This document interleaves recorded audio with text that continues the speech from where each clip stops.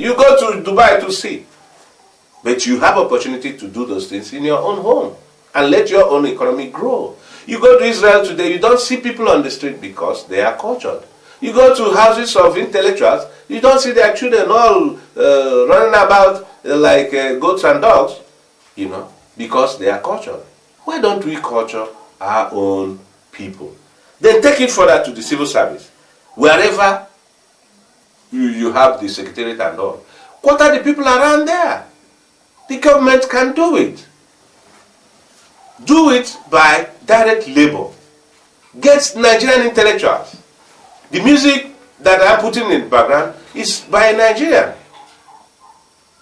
You will be shocked, or at least you will appreciate it, not shocked, that the music is done by somebody just beside us. You know, Two-Face is doing well, so many others are doing well in the music industry. But mostly you find the mentality, this crash mentality of rustics also, you know. And it doesn't portend growth for this country, sadly.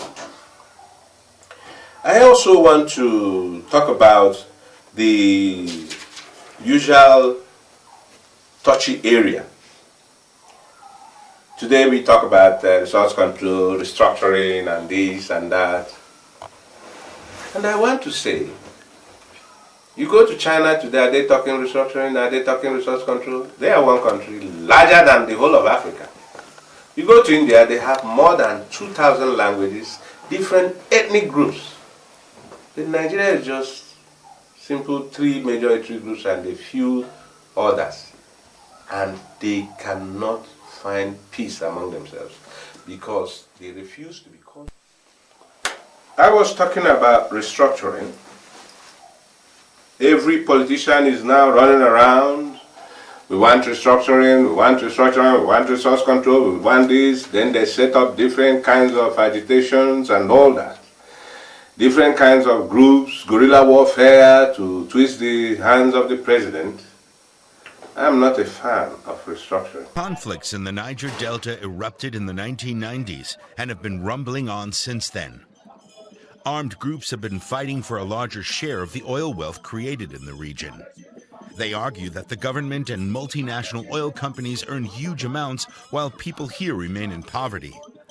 Tonight on Headline News, Benue State Police Command has said at least 96 people were killed in Benue State after several villages were attacked over the last few days by suspected Fulani herdsmen. The command revealed fighting around 5 villages lasted several days in the local government area, especially in Logo territory, while revealing that some of the victims were burned to death in their sleep. Spokesman to the state government, Joseph. My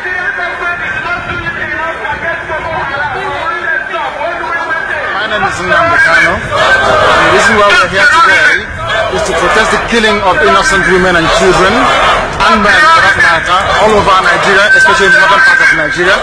We are not happy. We are not pleased with what is happening, and that is why we're here today. As you can see, there are a lot of Nigerians who are protesting about the killing of families, people who are determined to tear the country apart violently, and it is not something that we support.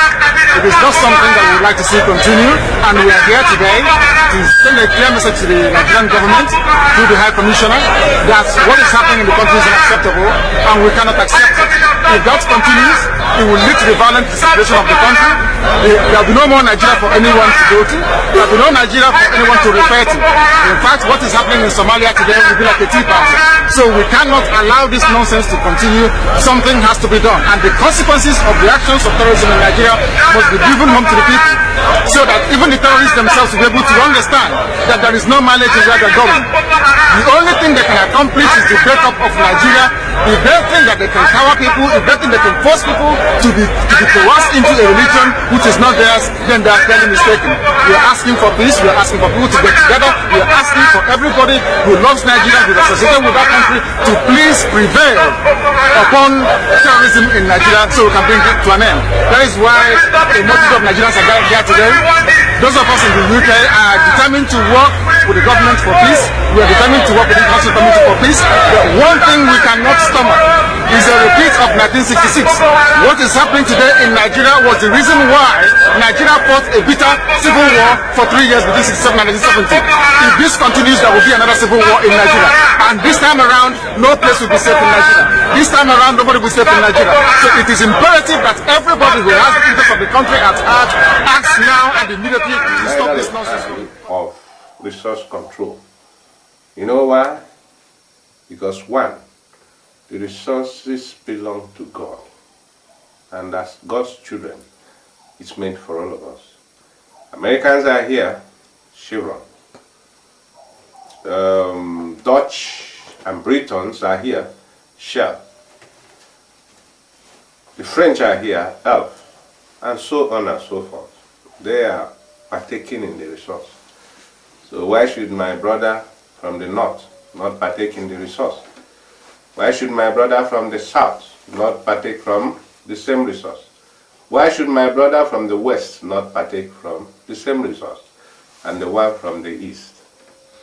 I am rather a fan of 36 Sam Obomudias, 36 Solomon Lars, 36 Latif Jakondes, 36 Sam Onnaka Mbakwe, where you will have to take up the map of the people you wish to rule and ask the simple questions. What are their problems? How do I solve them? Taking from the same sermon on the mount, how can I love my neighbor and not see him falling by the wayside and I won't care about him? I will only confiscate his car to make money from him. I will only break down his house because I have the power to do so. That is not leadership. In fact, the many civil wars were fought in the West in order to consign such feudal leadership into history. Today we have a democracy that we are supposed to be very happy that, yes, decent civilians are ruling us. But what do we have? We have something worse than even the military. People are hounded, people are deprived, just because you have power. Of course, you can only abuse one reason. The people who go with machetes, guns, and AK-47s to collect power don't understand it. An armed robber can never bring you any gifts if he's coming to your home. He will rather, as the Bible said, maim, destroy, kill. It's common sense. It is common sense. Now, Malaysia, we know historically, Malays and the Asians and all, they joined together. Under one leadership, they were able to create a society that our people are running to today. You go there, you have good ideas, you walk into the bank. That is how the society is structured. Every society in the world, structured by the intellectuals of the West, that they have a banking system, banking meaning collection of everybody's funds in one place and then lending such for profit purposes to any investor. So that once you have a good business plan, you're supposed to walk into the bank and the bank will appraise such plan and of course fund you. The agric we are talking about here, you want to start a piggery, you want to start even any type of culture, the bank will support you. The same Asian tigers, what did they do? It was the bank who followed. You have this idea, okay, they may not give you the cash because the Nigerian situation is fraught with fraudsters. Yes, the banks may say, oh, our people are fraudsters. Then you are prepared to give that loan to the Asians and all that. That's wrong. That is unpatriotic and even killing your economy. But a situation where a Nigerian comes, yes, what do you want? I want to start a fish farm. I want to start a piggery. I want to start a cassava farm, I want to start a yam farm, and all, you follow him. Of course, do your appraisal as well. If you have gone to school, these things are simple things, cost accounting. You move in, assess what he wants to do, then begin to acquire all that he requires. And then he repatriates every income back to your bank account until you withdraw all your money. And then that's a business standing there for a Nigerian.